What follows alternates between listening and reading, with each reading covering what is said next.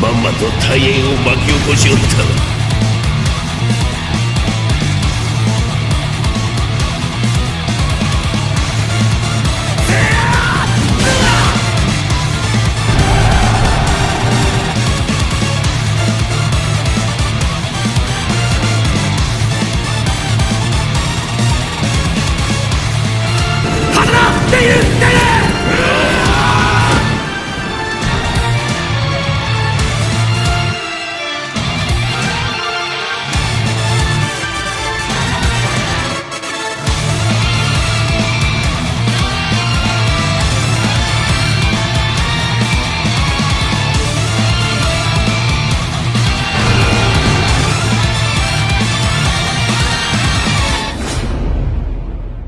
Honneur à vous les frérots, j'espère que vous allez bien et bienvenue sur Fumigène H. Aujourd'hui, vidéo sur le résumé du chapitre 783 de Kingdom. On a du bon poulet, quand le poulet est bon, on le mange. Et moi je le partage, évidemment, quand on a du bon poulet comme ça, c'est la famille les frérots. Et oui, donc je vais découvrir ce résumé comme ça, hein, en direct évidemment, je vais vous donner mon avis dessus, et après je ferai ma vidéo, évidemment, live réaction, normalement, tout ça, ça va être... traduit, tout ça, normalement, demain, après-demain, peut-être, on verra bien. Mais bon, je ferai évidemment une vidéo live réaction sur le chapitre. Mais déjà, moi, je peux pas attendre, j'ai besoin de savoir ce qui se passe. Vous connaissez les bails, on me sert du poulet. Moi, je vous le donne directement en vidéo, c'est comme ça. Et oui, les frérots. Donc, on était évidemment sur la percée de Shibasho qui tentait de foncer sur Uzen. Le terrain avait été balayé, ça je l'avais déjà dit de toute façon avec mon Sharingan que le but était de balayer le terrain pour Shibasho. D'ailleurs, rétrospectivement, on pourrait se dire que ça ressemble un petit peu à la stratégie que Shoei-kun avait utilisée, vous savez, à la coalition, avec Mubu. Lorsque Mubu finalement avait envoyé ses ailes, hein, il me semble que c'était Eki et tout, hein, bref, je sais plus trop exactement qui était à ce moment-là à la coalition, mais c'était, ça avait été un petit peu la même stratégie à la coalition, parce que le but c'était que Mubu se rende directement prendre la tête de Kanmei. Il y a un petit parallèle peut-être, hein. C'est pas tout à fait la même chose évidemment, mais je trouve qu'il y a quand même des similitudes entre les deux stratégies. Mais bref, allez, on perd pas de temps, les gars, on découvre le résumé. En plus il a l'air bien long, donc on a de la lecture. Je vais tout lire d'un coup one shot et après je vous donnerai mon avis, même si évidemment ce sera ponctué de petites phrases. Vous me connaissez, j'arrive pas à m'en empêcher. Mais voilà, je vais lire un peu one shot comme d'habitude les gars. Et n'oubliez pas, prenez-vous un polo Fumigène H. Alors, donc on est sur le champ de bataille entre les armées de Shibasho et Uzen. Alors que l'armée principale de Shibasho attaque Uzen, la cavalerie de Kansaro frappe l'armée de Soro sur le côté, suivie de 10 000 soldats d'infanterie. Ok, oui, donc ça on le savait, hein, Kansaro qui attaque effectivement.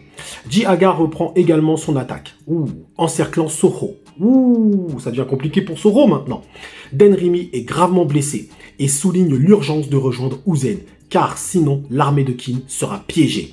On est bien d'accord. Soho est d'accord, notant que Shibasho a scellé les armées de Soho et Aku pour permettre à Shibasho d'avancer sans être attaqué. Et oui, donc il a bloqué les armées Soho et Aku pour permettre, pour avancer. De toute façon, si vous avez suivi les reviews, les live réactions Fumigène H, vous n'êtes pas surpris par la situation, mon Sharingan l'avait anticipé.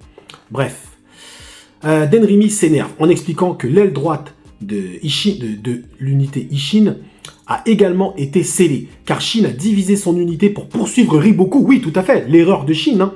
Tandis que, après l'erreur de Shin, il me semble qu'il y avait des ordres de Aku derrière, enfin des ordres.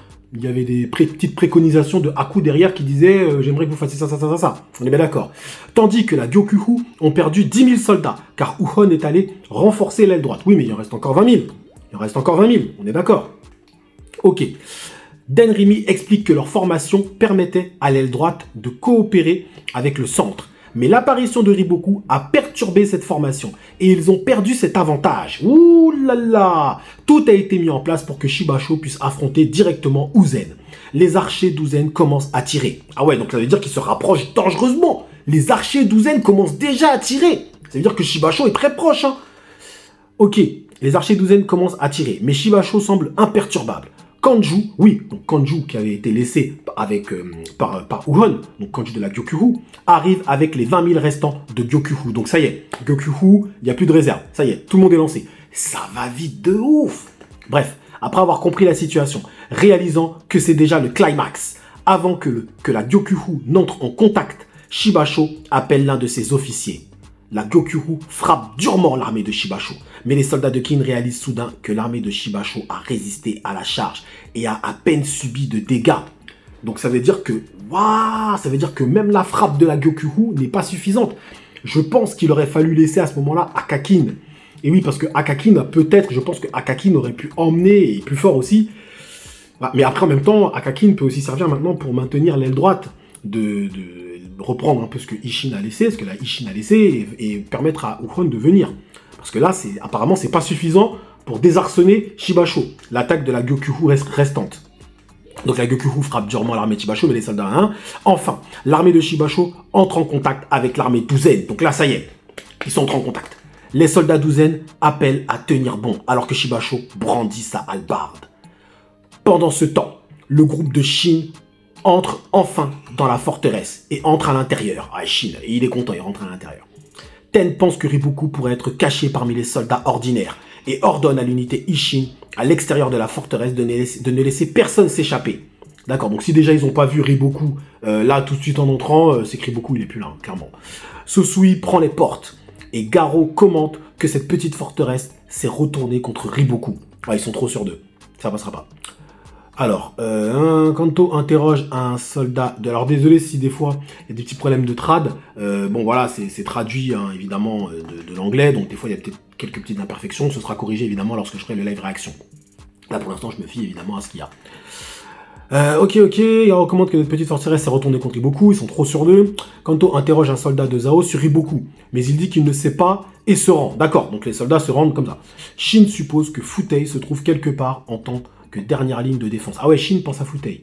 Mais non, mais c'est frérot, si tu rentres déjà et tu vois pas Riboku, machin, nanani, frérot, tu les trouveras pas, enfin c'est évident. Et dit à ses troupes de se séparer et de fouiller la forteresse. Les soldats à l'extérieur de la forteresse commencent à s'exciter pour leur victoire imminente. Franchement, Ten réalise quelque chose et tombe de cheval en état de choc. Elle s'appelle elle-même idiote et ne peut pas croire qu'elle soit tombée dans une ruse aussi infantile. Mais les frérots, je vais finir avant de... Désolé, hein, avant de cracher sur ces personnages de pacotille. Franchement. Bref, elle est tombée. Ten. Elle s'appelle elle-même idiote. Elle ne peut pas rien dans une ruse infantile. Les hommes de Shin l'appellent pour venir voir quelque chose. Ils supposent que c'est Riboku. Mais ils voient plutôt une entrée vers un tunnel souterrain.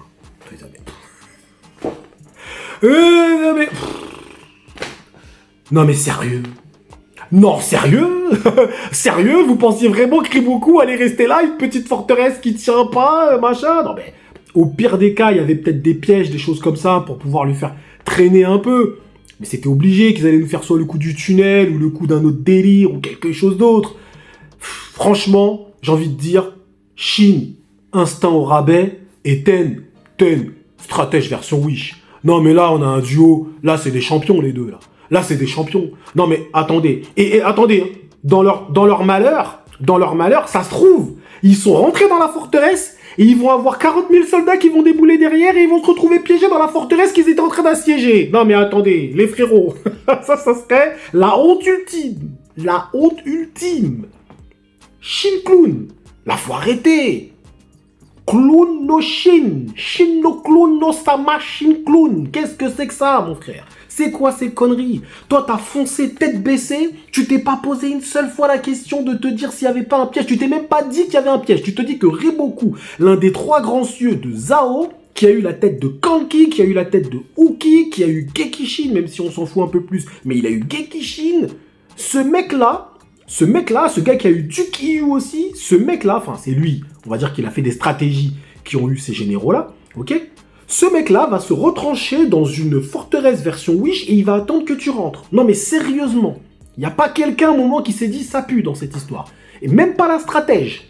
Donc t'as l'instinctif qui ressent rien et t'as la stratège qui prévoit rien. Non mais là on est dans un duo de champions.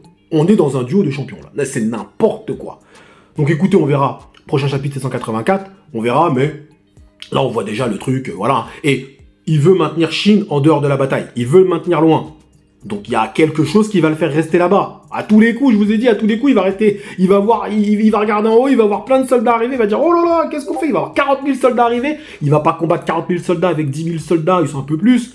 il va être obligé de se retrancher dans cette, dans cette forteresse, et il va se retrouver piégé dans la forteresse version Wish. Donc il va bien comprendre qu'elle est version Wish, cette forteresse. Hein. Et Riboku, il va tranquille, il va se barrer.